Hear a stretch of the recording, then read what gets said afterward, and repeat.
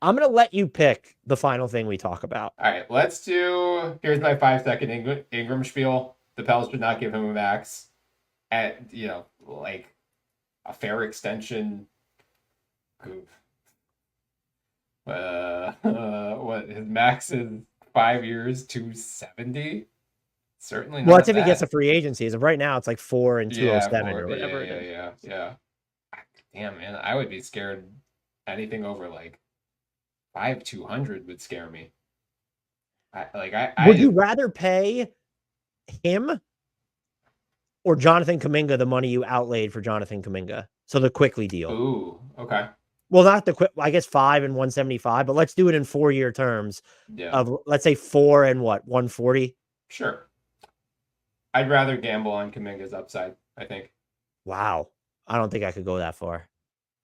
that's fair. I guess it's also dependent on where my team is relative to contention. Like if we're trying to Yeah. win now, you're trying to get Ingram. But if you're a rebuilding team or like who would be a good example? It's, Like you know the what I hate? Spurs. You know what I hate though is like Brandon Ingram is a good player, but it's Yeah, just so hard to find where be like that team should go after him because it's right. I don't want it. Cleveland's a horrible fit. That's the Yeah. scenario people keep throwing out with Jet. No, that's a terrible fit for Cleveland. They have enough mouths to feed without inserting Brandon Ingram into the fold. I thought about Memphis. I was like, if Miami they can cobble together the money, but like now you're giving up what Duncan Robinson and Terry Rozier and draft equity, and the Pelicans still aren't getting a big, so you need to involve all these other teams. It's so hard to find a Brandon Ingram trade that makes sense for both sides. Yeah. Yeah. Yeah. I do not have a good team for him, which seems like a problem for both the Pelicans and him. Because if he like I think there's real risk for him. Not that the floor is going to fall out to the point where he has to take a minimum deal next year. I don't think that's realistic. But like, it's there are not a lot of teams projected to have significant cap space next summer. Right. So the Pelicans have a lot of leverage over him, and I And do worry for him that he doesn't seem to appreciate that right now. and so if you're them though, I guess you could risk turning him off to where he wouldn't resign with you. But if you're looking at some of the offers that are coming in and you don't think it aligns with how valuable he is to your team, are you kind of just letting this play out then because you would just be okay, this might be imperfect, but we know that we can make it work. And if he's not, he's going to have that reality check moment where he doesn't get the max next summer. And so we'll keep him at, it's probably not like going to be the most outrageously low number. But if you're the Pelican, like, do you view this as Brandon Ingram wants the max, so we're going to move him? And we should move him at not virtually any cost, but like I think a lot of Pelicans fans, if we went through, which I will not, throughout actual Brandon Ingram trade packages, I think Pelicans fans would probably be mad at us for not getting them enough, would be my Yeah, guess. And so if you're dealing with those types of offers and you're the Pelicans, is it, well, we're just never going to find the common ground on a number, or it's we'd rather just keep him and re-sign him because he's not going to get this number. Maybe a team will right. trade for him and give it to him, but my prediction would be that Brandon Ingram this time next year is not on a max deal. That would be my prediction. I would agree with that. I think it depends on what other moves they have lined up because right now, I mean, they don't have a clear good answer as a starting center. Easy. He's the guy. Okay. And if they keep Ingram, does that mean they're moving CJ McCollum? Because like right now, they basically have 6 guys for 4 spots, assuming Zion isn't going to play the 5. So like you've got a logjam with CJ, DeJounte, Herb Jones, Trey Murphy, Zion, and Brandon Ingram. So which 2 of those guys are coming off the bench?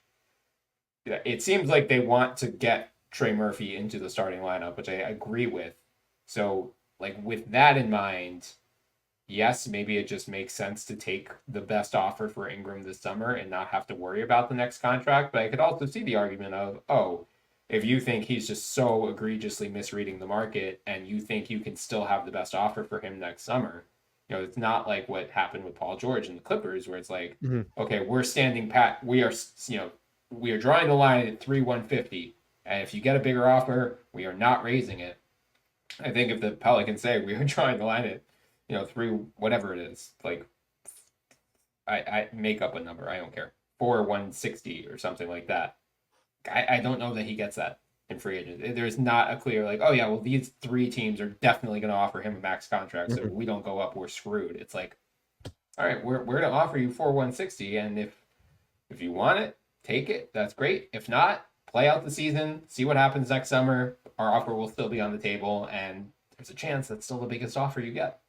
And I think you have a viable concern about, well, if you're trying to get Trey Murphy in the starting five, how's that work out? I just don't find it to be a big deal to say, hey, CJ, come off the bench. Like, I guess if you're worried about the shooting, but like Trey Murphy replaces that 3-point volume, and McCollum gives you some other creation off the bench, which you need. And but he could also work where, okay, we need to stagger Ingram and Zion.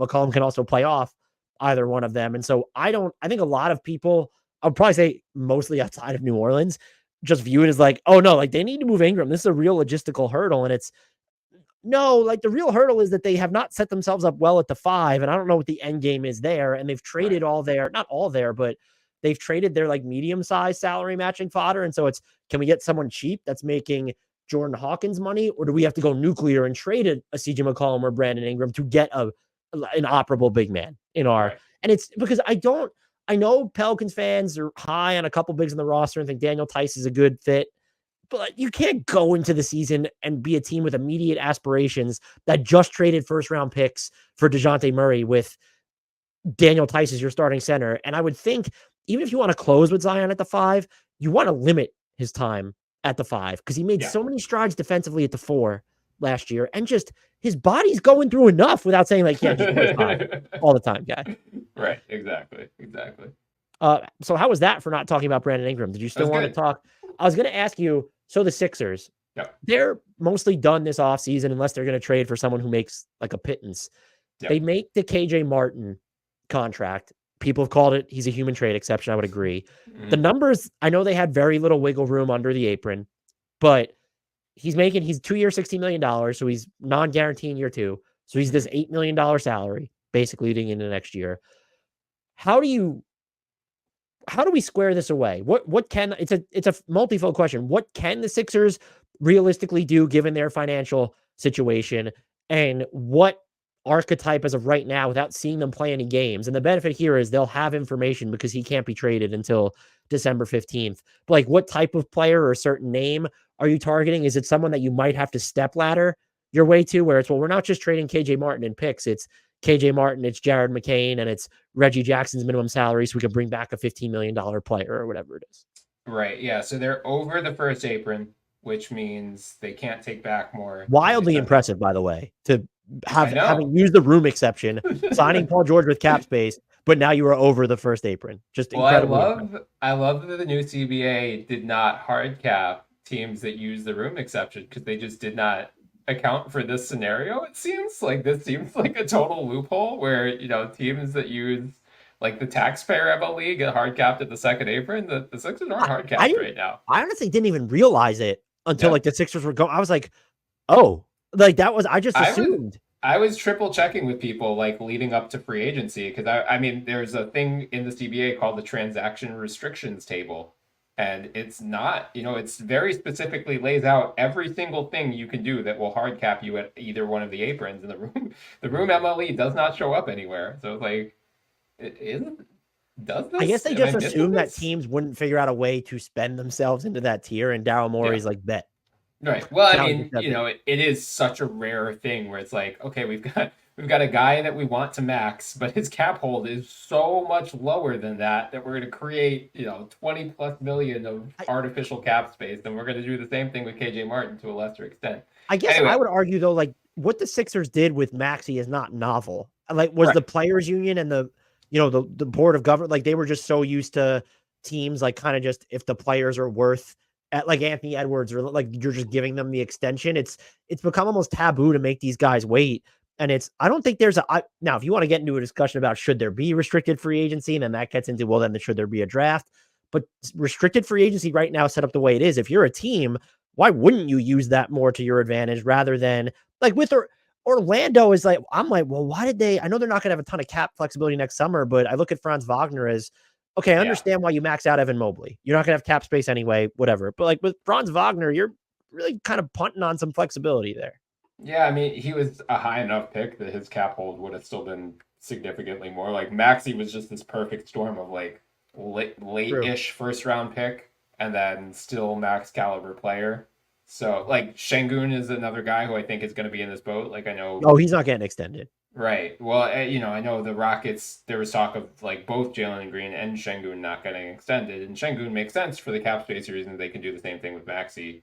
Jalen Green's cap hold, I think, is like 37 million. Yeah, I think very close to the max. Yeah, it's monstrous. So there's yeah. no financial reason to hold off on an extension for Jalen Green. Unless you want to trade him.